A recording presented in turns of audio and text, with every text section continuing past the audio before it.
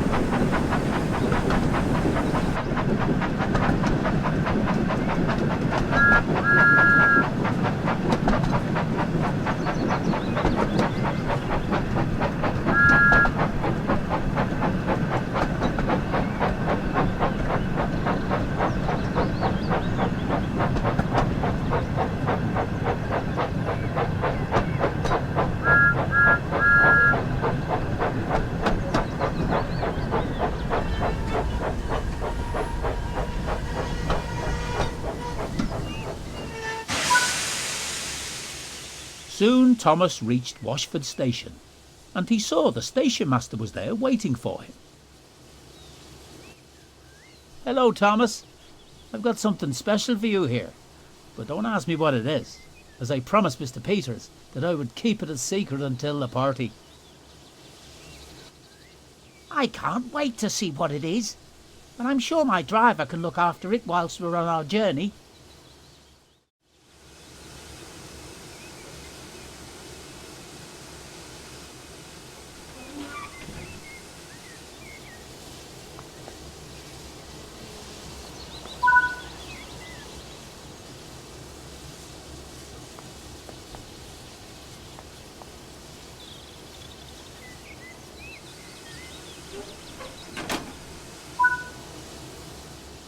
Now we need to keep looking for Diesel. He must be around here somewhere. If you're looking for Diesel, I saw him over in the sidings, although he looked to be a little upset and was in quite a hurry. Come on, driver. Let's take a look and see if he's still there.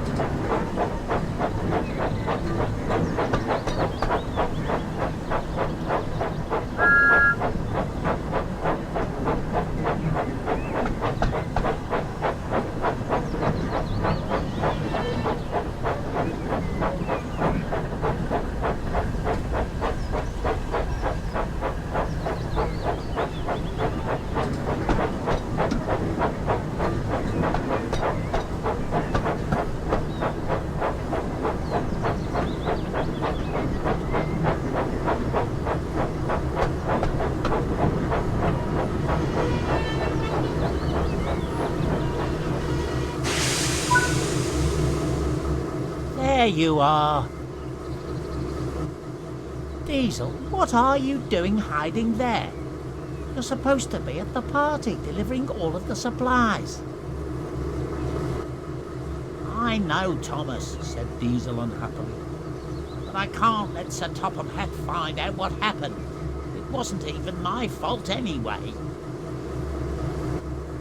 Why? What happened? Asked Thomas. Well, the trucks were singing and being troublesome, and I tried to make them stop, so Oh, actually, I think maybe it was my fault. I got annoyed, so I bumped the trucks to make them stop, and I think I bumped them too hard, because I ended up breaking all the plates needed for the party. Thomas listened carefully. He could see how upset Diesel was, and how troublesome trucks could be. So he knew that the broken plates were not all Diesel's fault. Never mind, Diesel, said Thomas kindly. After all, they're only plates, and they can't all be broken. Besides, we still have a special party to go to. Diesel looked at Thomas and smiled.